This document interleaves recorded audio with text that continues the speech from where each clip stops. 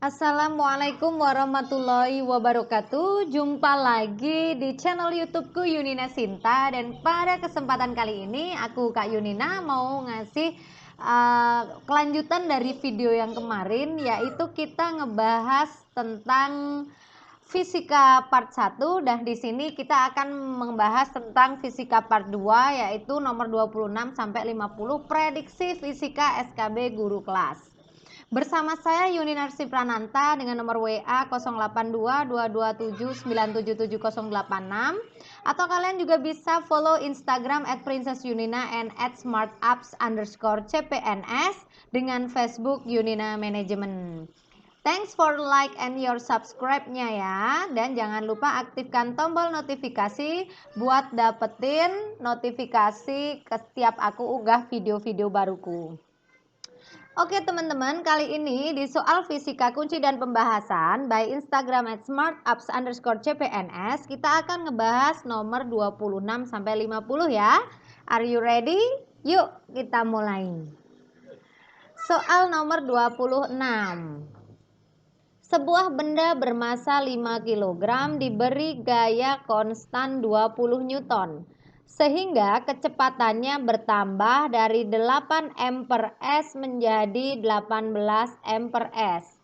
Besarnya impuls dan lamanya gaya yang bekerja pada benda tersebut adalah A.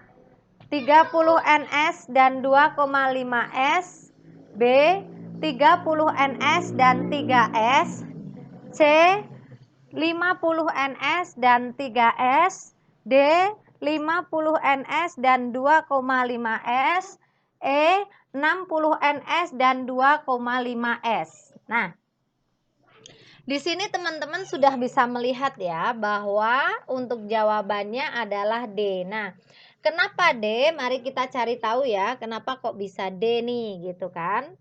Nah, kita akan melihat ke pembahasannya. Pembahasan nomor 26. Di sini terlihat diketahui massa benda M itu adalah 5 kg. Kemudian untuk gayanya itu adalah F sama dengan 20 N. Kecepatan awal atau F1 itu adalah 8 ms ya. Ya, V1. Kecepatan akhir V2 itu adalah 18 m per s. Oke. Yang ditanyakan adalah besar impuls I dan lama gaya bekerja pada benda atau delta T. Untuk mengetahui nilai impuls pada persamaan yang digunakan, kita menggunakan rumus I sama dengan F dikali delta T sama dengan delta P. I sama dengan delta P kan ya teman-teman, berarti P2 kurangi P1. Sama dengan M kali V1 dikurangi M dikali V2. Kita masukkan M-nya adalah sesuai soal 5. V2-nya 18, V1-nya 8. Sehingga 5 dikali 10 sama dengan 50 ns. Lamanya gaya bekerja atau delta T dihitung dengan persamaan I sama dengan F dikali delta T. Berarti kalau kita mencari delta T saja, maka I dibagi F. 50 dibagi 20 adalah 2,5 S. Jelas ya? Oke, kita lanjut ke soal selanjutnya. Soal nomor 27. Sudah diamatikah soalnya? Oke. Sebuah bola bermasa 200 gram menumbuk dinding dalam arah tegak lurus dengan kecepatan 40 m per s. Bola dipantulkan kembali dengan kecepatan 30 m per s. Maka perubahan momentum bola tersebut adalah A. 14 kg m per s, B. negatif 14 kg m per s, C. 20 kg m per s, D. negatif 20 kg m per s, E. 24 kg m per s. Jawaban B. Dari mana? Yuk kita pelajari bersama. Di dalam soal massa bola diketahui 200 gram. Kalau dijadikan kilo menjadi 0,2 kilogram. Kecepatan awal atau V1 adalah 40 ampere-s. Kecepatan akhir V2 adalah negatif 30 ampere-s karena arah berlawanan. Ditanyakan perubahan momentum. Perubahan momentum adalah selisih momentum akhir dan momentum awal. Inilah rumusnya.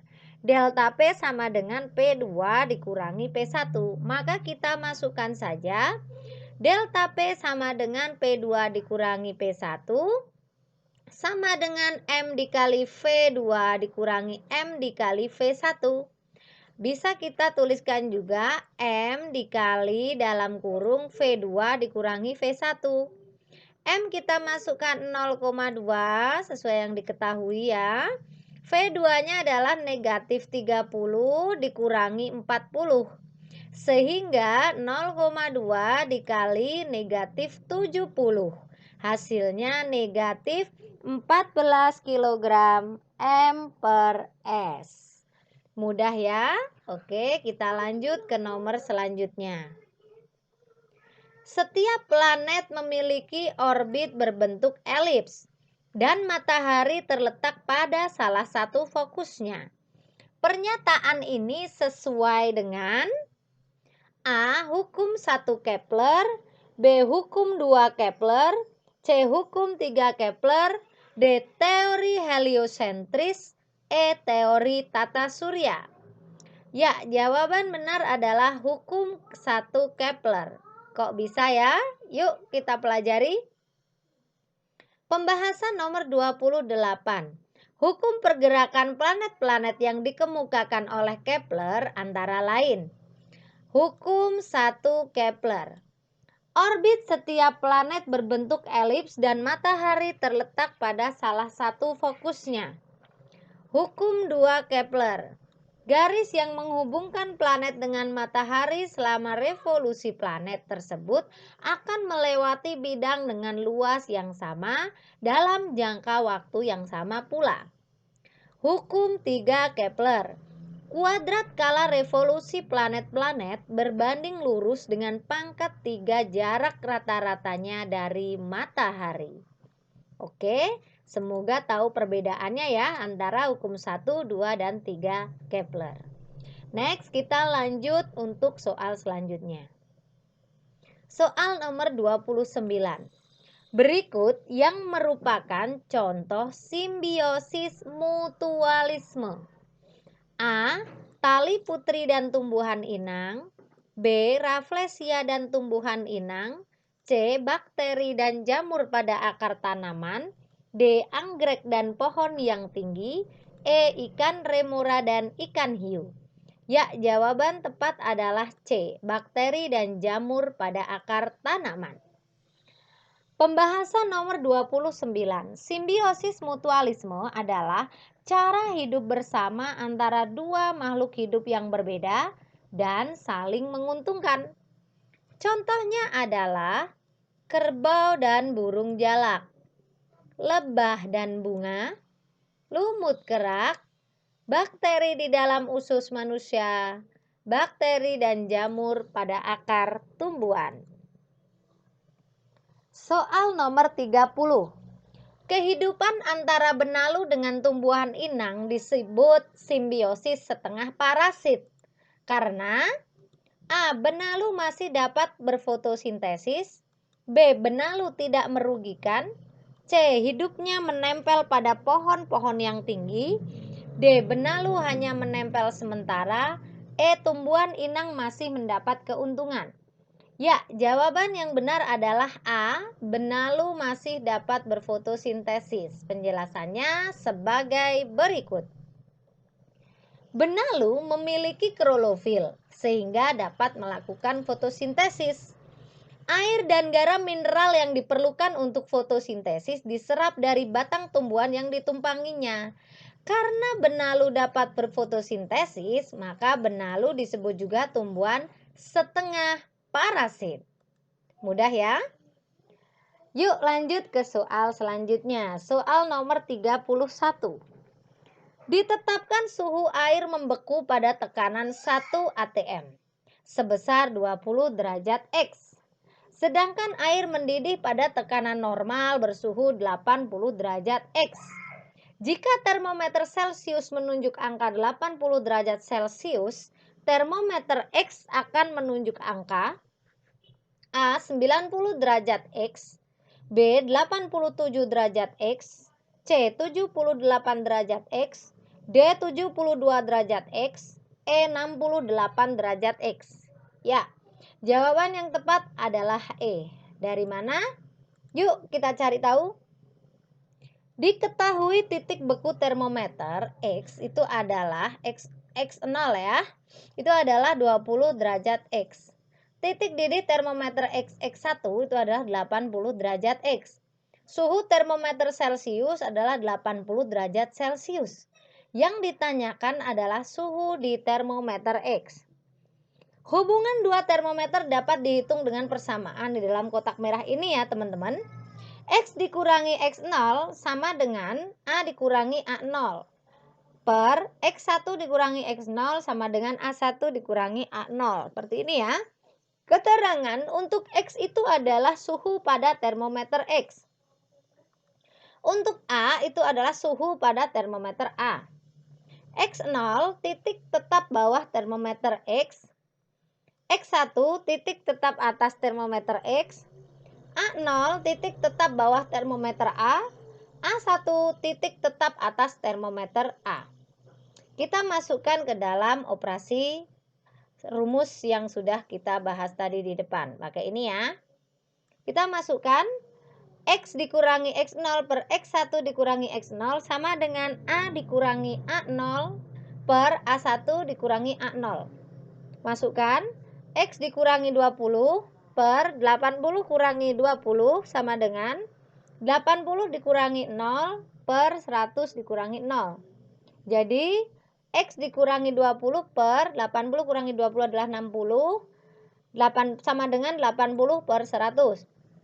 Perkalian silang didapatkan X sama dengan 68 derajat X. Oke, semoga bermanfaat penjelasannya dan tetap semangat, masih ada soal yang lainnya. Soal nomor 32. Besi yang masanya 500 gram dipanaskan dari suhu 20 derajat Celcius hingga 100 derajat Celcius. Jika kalor jenis besi adalah 460 J per kilogram derajat Celcius, kalor yang diserap besi adalah A 4600 Joule, B 18400 Joule, C 23000 Joule, D 41400 Joule, E 53600 Joule. Ya, jawaban B. Kenapa? Yuk kita lihat pembahasannya. Diketahui di dalam soal bahwa besi M 500 gram jika dibuat kilo menjadi 0,5 kg ya. Delta T itu adalah suhu akhir dan suhu awal, dikurangkan saja 100 derajat Celcius dikurangi 20 derajat Celcius adalah 80 derajat Celcius. Di dalam soal, kalor jenis besi atau C diketahui 460 J per Kg derajat Celcius. Yang ditanyakan adalah kalor yang diserap besi atau Q. Jawaban, jumlah kalor yang diperlukan benda secara matematis dapat ditulis dengan persamaan Q sama dengan M dikali C dikali delta T. Saya ulangi, Q sama dengan M dikali C dikali delta T. Q sama dengan 0,5 dikali 460 dikali 80. Jadi semua dikalikan saja untuk mencari kalor yang diserap besi. Hasilnya 18.400 Joule. Mudah ya? Yuk kita lanjut soal selanjutnya. Soal nomor 33. Bejana seberat 200 gram berisi 50 gram air. Diberi kalor sebesar 920 kalori. Bila kenaikan suhu sistem 10 derajat Celcius dan kalor jenis 1 kalori per gram derajat Celcius, Maka kalor jenis aluminium adalah, yang ditanyakan kalor jenis aluminium. A 2,71 kal per G derajat Celcius, B 2,21 kal per G derajat Celcius, C 1,71 kal per G derajat Celcius, D 1,21 kal per G derajat Celcius, E 0,21 kal per G derajat Celcius. Jawaban E. Dari mana? Yuk kita bahas bersama. Pembahasan nomor 33. Diketahui Ki lepas 920 kalori. Massa air di dalam soal Ma 50 gram. Massa bejana itu MB ya. Kemudian di sini untuk ini massa bejananya sudah ada ya di sini ya. 200 gram ya. Di sini 200 gram. Untuk delta T-nya, ini berarti kita tinggal nambahin aja 200 gram. Ya, ini kurang ya, kurang diketik tadi ya. 200 gram. Sorry, mouse-nya gue lagi nggak sip nih. Untuk massa bejana 200 gram gitu aja ya. Kemudian delta T-nya 10 derajat Celcius, kalor jenis airnya 1 kalori per gram derajat Celcius. Yang ditanyakan adalah kalor jenis aluminium atau kita buat CB. Kalor yang dilepas oleh benda yang bersuhu lebih tinggi sama dengan kalor yang diterima oleh benda yang bersuhu lebih rendah. Sehingga dapat kita matematiskan menjadi seperti ini. Ki lepas sama dengan Ki terima. Ki lepas, Ki B ditambah Ki A. Ki lepas, MB dikali CB dikali delta T ditambah MA dikali CB dikali delta T. Paham ya sampai sini ya? Ki lepas kita masukkan sesuai soal 920. MB tadi yang bejana ya di dalam soal adalah 200. CB kita cari dikali delta T-nya adalah 10. MA 50 gram massa air, CB 1 kalor jenis air ya. Kemudian sorry ini CA ya, bukan CB ya. CA itu 1, delta T-nya 10. Ini CA. Aduh. Bentar. CA ya, ini ya guys ya. Nah. Kemudian 920 sama dengan ini 200 kan kita kali 10 jadi 2000 CB ya. 50 kali 1 kali 10 adalah 500. Sehingga kita akan dapatkan 420 sama dengan 2000 CB. Kalau CB aja berarti 420 dibagi 2000. 0 sama 0 dicoret. Sehingga 42 dibagi 200 hasilnya adalah 0,21 kalori per gram derajat Celcius. Jadi satu hal yang perlu kalian ingat, rumus Ki lepas sama dengan Ki B ditambah Ki A atau Ki lepas sama dengan Ki terima. Mudah ya? Kita menuju ke soal nomor 34. Setengah kilogram es yang suhunya negatif 40 derajat Celcius dipanaskan sampai tepat seluruhnya melebur. Berapakah kalor yang diperlukan oleh es bila CS sama dengan 0,5 kalori per gram derajat Celcius dan kalor lebur es 80 kalori per gram? A 60.000 kalori, B 55.000 kalori, C 50.000 kalori, D 45.000 kalori, E 40.000 kalori. Jawaban C 50.000 kalori dari mana? Yuk kita cari tahu. Diketahui di dalam soal, ya semua ini ya diketahui di dalam soal. Massa es atau MS itu adalah 0,5 kg atau sama dengan 500 gram ya. Untuk TS negatif 40 derajat Celcius. Untuk CS, kalor jenis esnya 0,5 kalori per gram derajat Celcius. Untuk LS itu 80 kalori per gram. Ya, ini sudah sesuai dengan soal. Lebur esnya 80 kalori per gram. Yang ditanyakan adalah kalori yang dibutuhkan sampai es melebur. Berarti yang ditanyakan adalah Q total. Jawaban, jumlah kalori yang diperlukan benda secara matematis dapat ditulis dengan persamaan Q sama dengan M dikali C dikali delta T ya. Dan Q sama dengan M dikali L. Proses yang dialami dapat dinyatakan dalam bentuk grafik seperti ini teman-teman. Dari titik A sampai titik B sampai titik C ya. Dari negatif 40 derajat Celcius, 0 derajat, C 0 derajat. Jadi Q totalnya adalah QAB ditambah QBC. Jadi QAB-nya M kali CS dikali 0 dikurangi negatif 40. Ditambah MLS, lebur es. M kita masukkan 500 dikali CS 0,5 ya, kemudian di sini dikali 40 ditambah M-nya 500 ya, S, kemudian lebur S-nya adalah 80. Sehingga 10.000 kalori ditambah 40.000 kalori itu adalah 5.000 kalori. Mudah ya teman-teman, jadi harus diingat Q sama dengan MC delta T dan Q sama dengan ML. Next, soal nomor 35. Sebuah kayu gelondongan yang beratnya 6.000 Newton akan dipindahkan dengan pengungkit.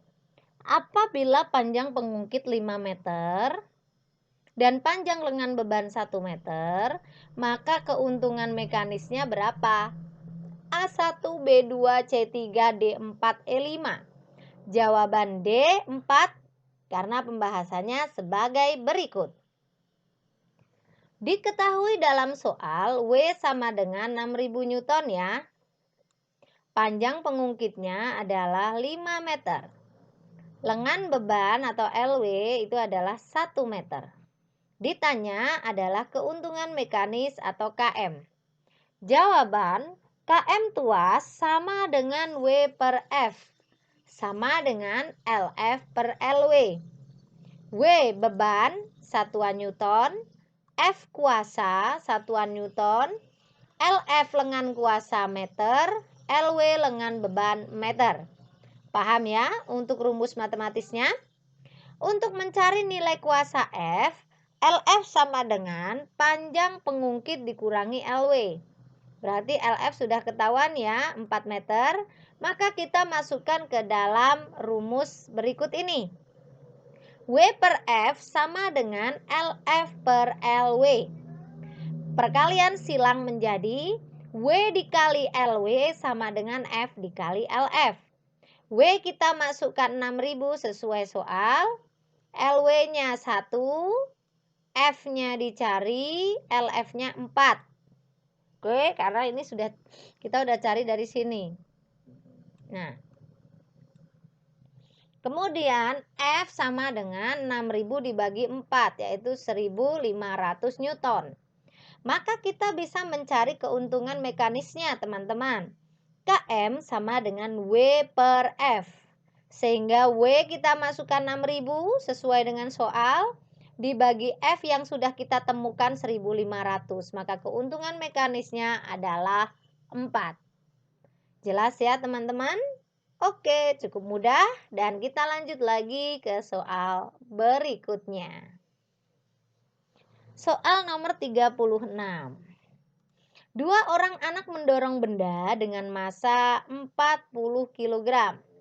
Jika G-nya 10 M per S pangkat 2, gaya yang dilakukan kedua orang tersebut untuk mendorong benda ke atas truk adalah, Anda lihat ada F, W, S 2,5 cm dan di sini tingginya 1 M ya.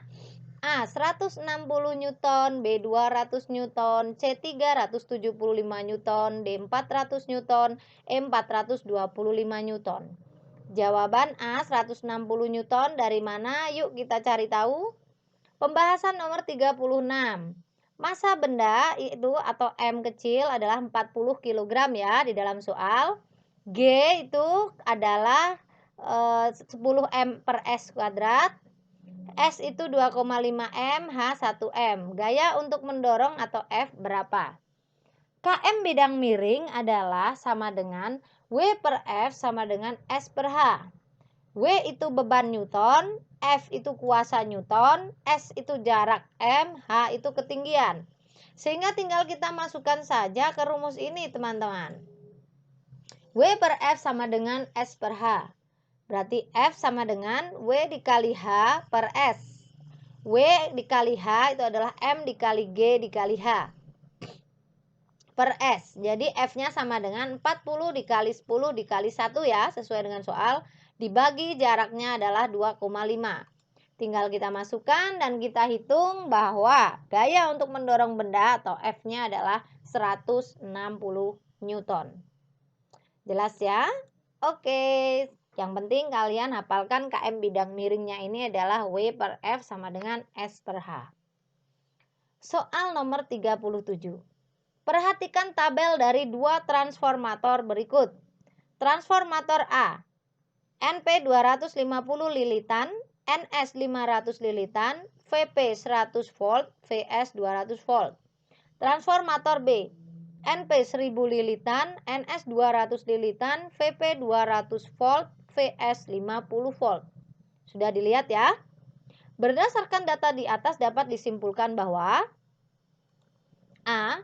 Transformator A step up karena IP kurang dari IS. B. Transformator A sama dengan step down karena NP kurang dari NS. C. Transformator B sama dengan step up karena VP lebih besar dari VS. D. Transformator B sama dengan step down karena NS kurang dari NP. E. Transformator B sama dengan step up karena IP kurang dari IS. Jawaban D. Transformator B step down karena NS kurang dari NP. Kita akan cari tahu. Transformator step up jika memiliki tegangan keluaran atau VS lebih besar dengan tegangan masukan atau VP. Iya, ini kata kuncinya ya. Jumlah lilitan primer atau NP lebih besar dari jumlah lilitan sekunder. Kuat arus primer atau IS itu kurang dari kuat arus primer atau IP. Ya. Oke, di sini sekunder ya, di sini ya, sorry. Jadi untuk kuat arus primer, arus sekunder kurang dari kuat arus primer atau IP. Sebaliknya untuk transformator step down, maka yang paling sesuai dengan transformator B itu step down karena NS-nya kurang dari NP karena 200 lilitan itu kurang dari 1000 lilitan. Jelas ya teman-teman ya. Jadi yang perlu dipegang adalah yang atas ini. Kalau step up berarti tegangan keluaran lebih besar dari tegangan masuk. Jumlah lilitan primer NP itu lebih dari jumlah lilitan sekunder. Kuat arus primer itu IP kurang dari kuat arus sekunder kurang dari kuat arus primer. Diingat-ingat terus ya. Tetap semangat belajar. Soal nomor 38. Perhatikan pernyataan berikut. 1. Menghasilkan cahaya sendiri. 2. Benda-benda kecil terdapat dalam ruang antar planet. 3. Sebagian berasal dari pecahan asteroid dan komet. 4. Benda langit sebagai pengiring planet. Yang merupakan ciri dari meteorit adalah meteoroid ya. A1 dan 2, B1 dan 4, C2 dan 3, D2 dan 4, E3 dan 4. Ya, jawaban C ya, 2 dan 3. Dari mana? Yuk kita cari tahu. Berdasarkan pernyataan berikut, 1. Menghasilkan cahaya sendiri, ini adalah ciri dari bintang. 2. Benda-benda kecil terdapat dalam ruang antar planet, ini adalah ciri meteoroid. 3. Sebagian berasal dari pecahan asteroid dan komet, ini adalah ciri meteoroid. 4. Benda langit sebagai pengiring planet, ini adalah ciri satelit. Jelas ya? Soal nomor 39. Perhatikan beberapa pernyataan berikut. 1. Atlet terjun payung, energi kinetiknya makin besar dan energi potensialnya. 2. Sepeda bergerak bebas pada jalan menurun, energi kinetiknya makin kecil dan energi potensialnya makin besar. 3. Peluru ditembakkan vertikal, energi kinetiknya berkurang dan energi potensialnya bertambah. 4. Buku berada di atas meja, energi kinetiknya 0 dan energi potensial juga 0. Pernyataan yang benar adalah A1 dan 2, B1 dan 3, C2 dan 3, D2 dan 4, E3 dan 4. Jawaban B. Yuk kita cari tahu. Energi kinetik berhubungan dengan kecepatan, di mana EK sama dengan setengah kali M kali V pangkat 2. Dan energi potensial berhubungan dengan ketinggian ya, dengan persamaan EP sama dengan MGH. Beberapa pernyataan berikut, yang nomor 1 dulu ya. Atlet terjun payung energi kinetiknya makin besar dan energi potensialnya, betul. 2. Sepeda bergerak bebas pada jalan menurun, energi kinetiknya makin kecil, energi potensial besar, ini salah. 3. Peluru ditembakkan vertikal, energi kinetiknya berkurang, energi potensialnya bertambah, benar. 4. Buku berada di atas meja, energi kinetiknya 0 dan energi potensialnya juga 0, ini juga salah. Jadi jawaban yang tepat adalah 1 dan 3. Soal nomor 40.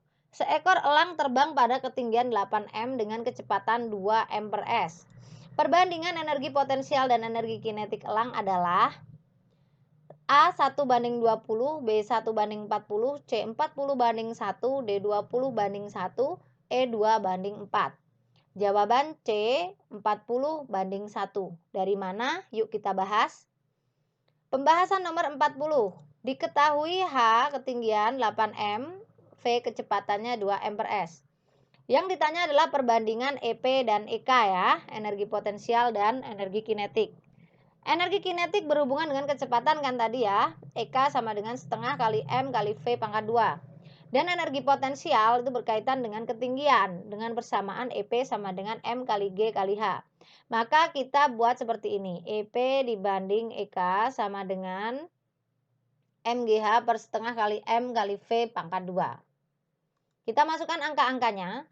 EP per EK sama dengan MGH ya, 10 dikali 8 bagi setengah dikali 2 pangkat 2. EP per EK 80 per 2. EP per EK 40 banding 1. Nah, hanya seperti itu saja. Jelas ya teman-teman? Ya, mantap. Jadi jawaban 40 dibanding 1. C. Soal nomor 41. Buah kelapa jatuh dari pohon seperti gambar di samping. Kelihatan ya, ini ada tulisan H 20 meter. Energi kinetik saat kelapa yang masanya 2 kilo berada pada ketinggian 4 meter dari tanah adalah jika gravitasinya 10 m per s kuadrat.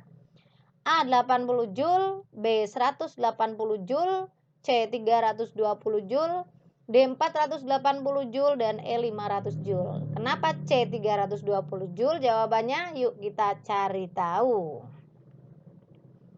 Di dalam soal terlihat digambar bahwa H adalah 20 meter, massa kelapanya adalah 2 kg, dan gravitasi 10 m per s pangkat 2. Jelas ya? Yang ditanyakan adalah energi kinetik saat buah kelapa berada di ketinggian 4 meter. Jawaban, energi mekanik EM merupakan jumlah energi kinetik EK dan energi potensial EP yang dimiliki suatu benda. Ingat ini. EM sama dengan EK ditambah EP. Energi mekanik di setiap titik jatuhnya benda bernilai sama. Pada ketinggian maksimum, EM itu sama dengan EP maksimum. Dan pada kecepatan maksimum, EM sama dengan EK maksimum. EM sama dengan EP maksimum berarti sama dengan M dikali G dikali H maksimum. 2 dikali 10 dikali 20, 400 Joule. Karena ini adalah energi mekanik untuk EP maksimum. Untuk EK pada H atau ketinggian 4 meter, jadi EM1 sama dengan EM2. EM1-nya teman-teman kita masukkan EP maksimum. Sama dengan EK ditambah EP. EP maksimum sama dengan EK ditambah MGH. EP maksimum kita masukkan ya, 400 sama dengan EK ditambah MGH. Masanya 2, gravitasi tadi udah ya. Karena ini di ketinggian 4 meter berarti MGH-nya adalah 2 dikali 5 dikali 4. Jadi 400 sama dengan EK ditambah 80. Nah, di sini. Kemudian sama dengan 400 sama dengan EK ditambah 80. EK 400 dikurangi 80 jadinya 320 Joule. Oke. Jelas ya? Oke, kayaknya sudah semakin mantap nih ya teman-teman ya. Oke.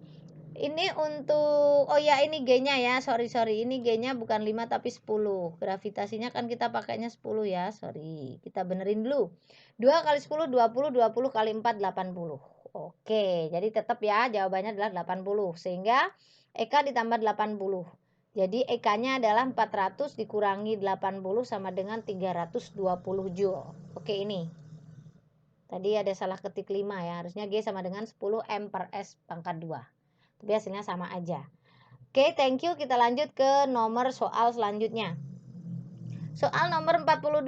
Perhatikan gambar posisi ikan dalam bejana berikut ya. Di sini ada 14 cm, ada 4 cm. Di sini ada rho-nya adalah 1000 kg per meter kubik. Jika percepatan gravitasi bumi 10 M per S kuadrat, maka tekanan hidrostatis yang dialami ikan tersebut adalah A. 400 N per M persegi, B. 800 N per M persegi, C. 1000 N per M persegi, D. 1200 N per M persegi, E. 1400 N per M persegi. Udah dilihat ya gambarnya ya. Oke, kenapa jawabannya C? Kita cari tahu langsung yuk ke pembahasan. Diketahui di dalam soal itu ada H ya, 14 dikurangi 4, 10 cm itu sama dengan 0,1 M. Ya, 14 itu dari kita lihat, nah tinggi air ya, dan ikannya 4. Sehingga kita kurangkan saja, jadinya 14 kurangi 4, 10 cm. 10 cm itu 0,1 M. Rho 1000 kg per meter kubik ya. Kemudian untuk G, kecepatan gravitasi 10 M per S kuadrat. Tekanan hidrostatis yang dialami ikan. Tekanan hidrostatis adalah tekanan yang timbul dalam zat cair. Tekanan hidrostatis dapat dinyatakan dengan rumus ini teman-teman. Tekanan hidrostatis pH sama dengan rho kali G kali H. Oke. pH sama dengan rho dikali G dikali H. pH-nya 1000. P-nya 1000, rho-nya 1000 dikali G 10 dikali H 0,1. Gampang ya, hasilnya adalah 1000 N per M persegi.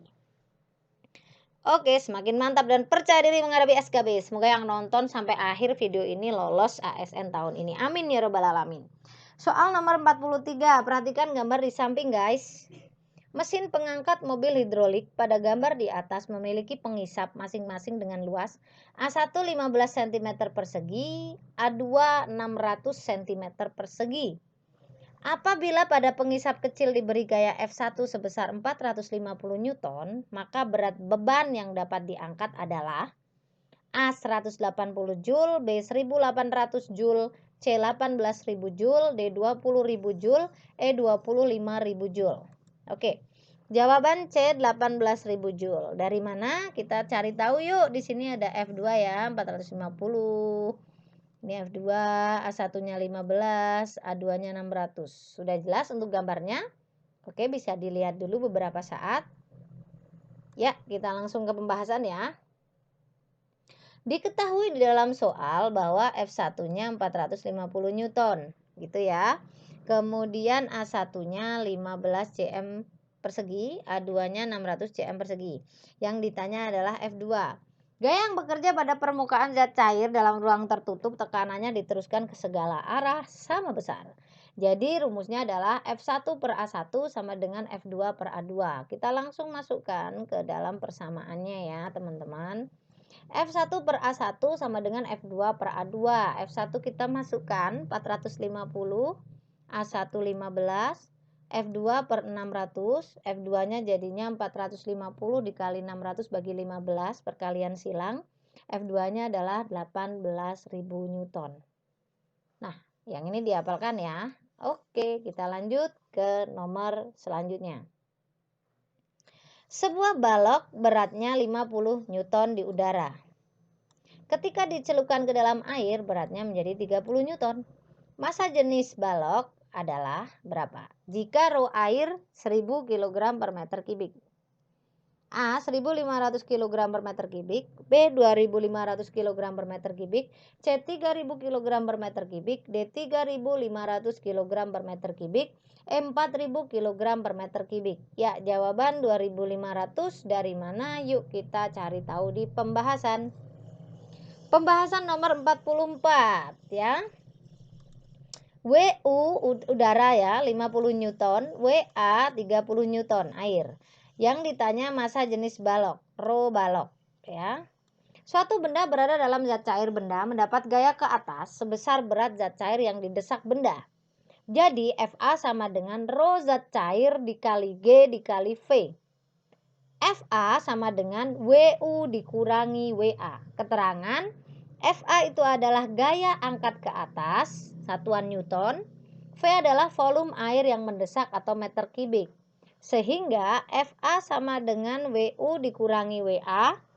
FA kita masukkan rho GH sama dengan WU kurangi WA. Rho GH, rho masukkan 1000, G10, VB yang dicari ya. Sama dengan 50 dikurangi 30, maka VB 20 per 10.000 atau 20 dikali 10 pangkat negatif 4 meter kubik.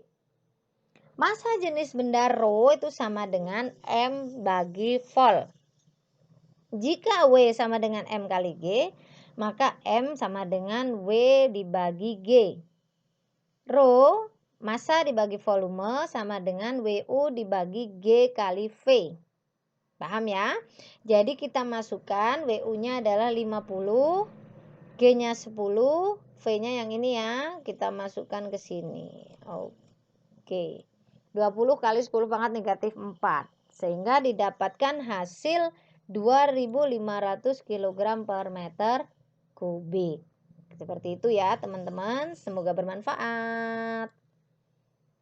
Soal nomor 45. Perhatikan gambar gelombang di bawah ini ya. Di sini ada simpangan 72 cm 0,8 waktu. Cepat rambat gelombang pada gelombang di atas adalah A 10 M per S, B 8 M per S, C 4 M per S, D 0,8 M per S, E 0,4 M per S. Ya, jawaban D 0,8 dari mana? Yuk kita cari tahu.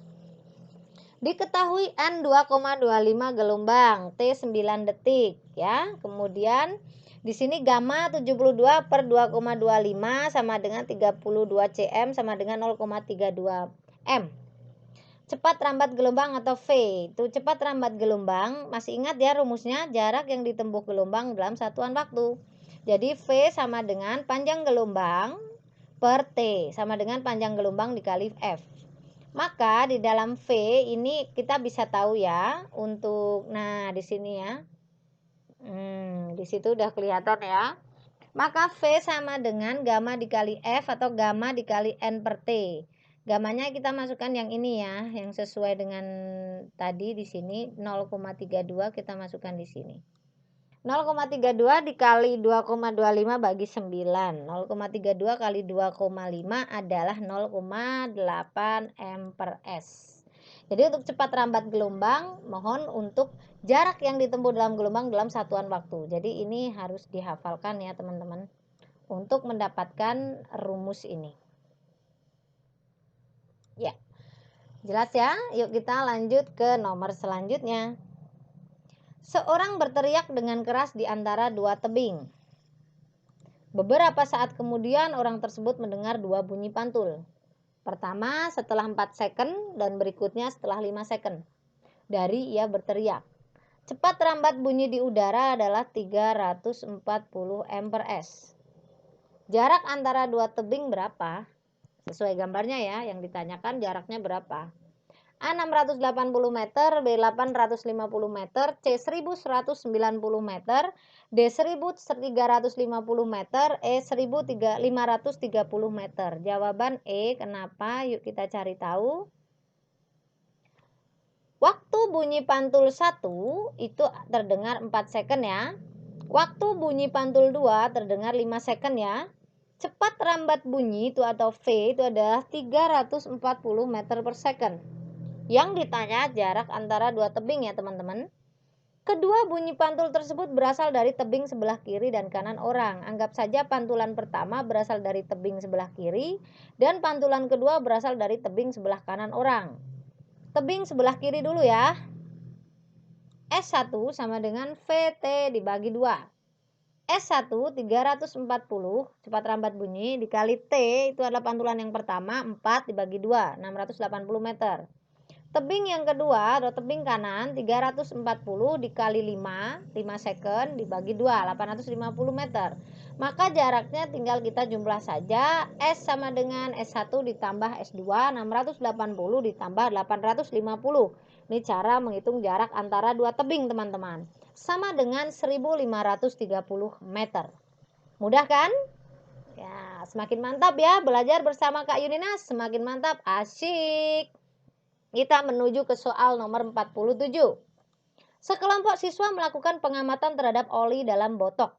Data yang diperoleh dalam pengamatan: 1. Volume 550 ml, 2. Tinggi botol 35 cm, 3. Luas bidang tutup botol 3,50 cm persegi, 4. Suhu oli 23 derajat Celcius, 5. Diameter dasar botol 3 cm, 6. Massa botol beserta isinya 900 gram. Di antara data yang telah dikumpulkan tersebut yang termasuk besaran pokok yang mana? A. 1, 2, 3, 4, B. 2, 4, 5, 6, C. 1, 3, 4, 5, D. 2, 3, 4, 5, E. 1, 2, 3, 5. Jawaban B. 2, 4, 5, 6. Dari mana? Yuk kita cari tahu. Data yang diperoleh dalam pengamatan tersebut digolongkan seperti ini. Volume 550 ml itu masuk besaran turunan ya. Tinggi botol 35 cm ini besaran pokok. Luas bidang tutup botol 3,50 cm persegi besaran turunan. Suhu oli 23 derajat Celcius besaran pokok. Diameter dasar botol 3 cm besaran pokok. Massa botol beserta isinya 900 gram itu adalah besaran pokok. Jadi yang besaran pokok adalah 2, 4, 5, 6. Sukses! Lanjut ke soal nomor 48. Perhatikan pernyataan di bawah ini. 1. Pada saat Lauren berdiri di atas lantai, maka lantai memberikan gaya yang besarnya sama dengan berat Lauren, hanya saja arahnya berlawanan. 2. Saat mengerem kendaraan yang tengah melaju ke depan, maka badan penumpang akan terdorong ke depan pula. 3. Mobil yang didorong oleh banyak orang dapat bergerak dengan kecepatan yang lebih besar. 4. Roket dapat lepas landas ke atas karena terdorong oleh api pembakaran bahan bakar yang arahnya ke bawah. Peristiwa yang berkaitan dengan hukum 3 Newton yang mana? Yang ditanyakan adalah hukum 3 Newton nih teman-teman. A. I saja, B 2, C 4, D 1 4, E 2 dan 3. Ya, jawaban 1 dan 4. Kenapa? Yuk kita cari tahu. Hukum 3 Newton disebut juga hukum aksi reaksi. F aksi sama dengan lawan dari F reaksi atau negatif F reaksi. Perhatikan pernyataan di bawah ini guys. 1. Pada saat Lauren berdiri di atas lantai, maka lantai memberikan gaya yang besarnya sama dengan berat Lauren, hanya saja arahnya berlawanan. Benar?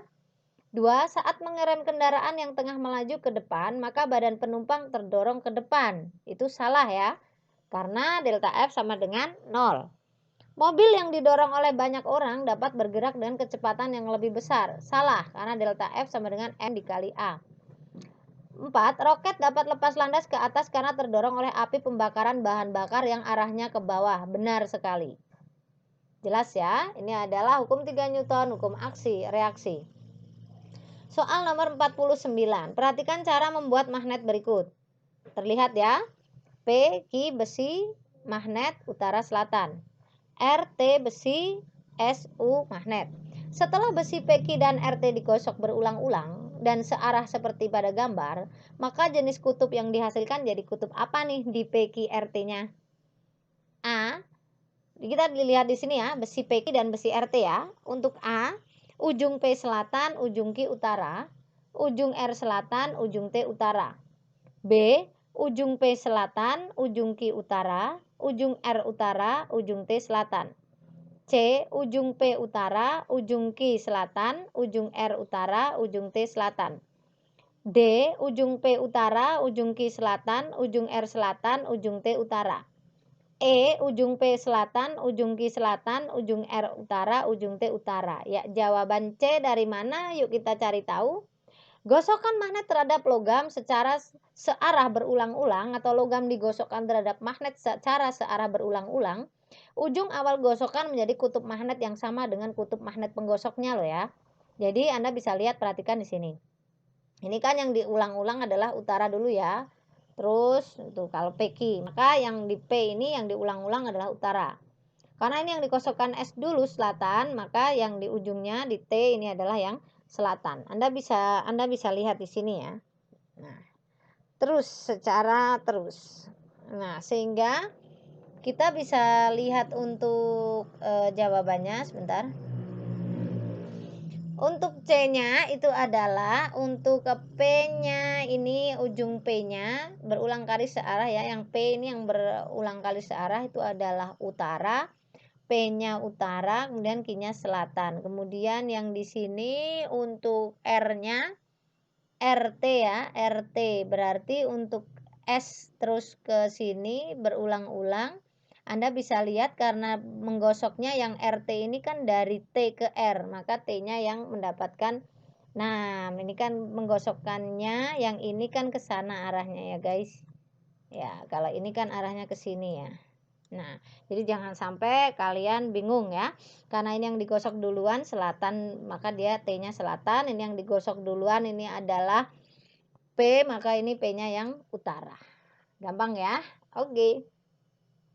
Soal terakhir guys, sepotong kawat panjangnya 2 meter mempunyai luas penampang 6 kali 10 pangkat negatif 7 M persegi. Jika hambatan kawat tersebut 3 ohm, maka hambatan jenis kawat adalah, yang ditanya hambatan jenis kawat ya. A 9 dikali 10 pangkat negatif 7 ohm meter. B 9,5 kali 10 pangkat negatif 7 ohm meter. C 12 kali 10 pangkat negatif 7 ohm meter. D 15 kali 10 pangkat negatif 7 ohm meter. E 17 kali 10 pangkat negatif 7 ohm meter. Jawaban A kenapa? Yuk langsung kita cek. Pembahasan untuk nomor 50. Anda sudah lihat ya di soal tadi bahwa L-nya adalah 2 meter. Kemudian A-nya adalah 6 kali 10 pangkat negatif 7 meter persegi. Dengan R itu adalah 3 ohm. Yang ditanyakan adalah hambatan jenis kawat. Untuk menghitung jenis kawat, hambatan jenis kawat, kita menggunakan persamaan ini. R sama dengan rho dikali L per A. Masukkan R hambatannya 3, rho dikali L per A. Karena kita harus mencari rho ya. L-nya 2 sudah ada di dalam soal. A-nya adalah 6 kali 10 pangkat negatif 7. Sehingga kita perkalian silang, 18 kali 10 pangkat negatif 7 sama dengan 2 kali rho. Rho 18 kali 10 pangkat negatif 7 dibagi 2. Jadinya 18 bagi 2 adalah 9 kali 10 pangkat negatif 7 ohm meter. Caranya hanya seperti ini. Wow, mudah sekali ya caranya ya. Oke teman-teman, 50 soal untuk part 2 ini. Terima kasih kebersamaannya. Dan jangan lupa saksikan video-videoku di channel YouTube Yunina Sinta. Jangan lupa klik subscribe-nya, tinggalkan komentar untuk request-nya. Terima kasih untuk bisa, kalau ini memang video bermanfaat, bisa di-share ke teman-teman kalian. Dan kebermanfaatannya bisa menambah ilmu untuk teman-teman yang lainnya. Salam sukses. Wassalamualaikum warahmatullahi wabarakatuh. Sampai jumpa.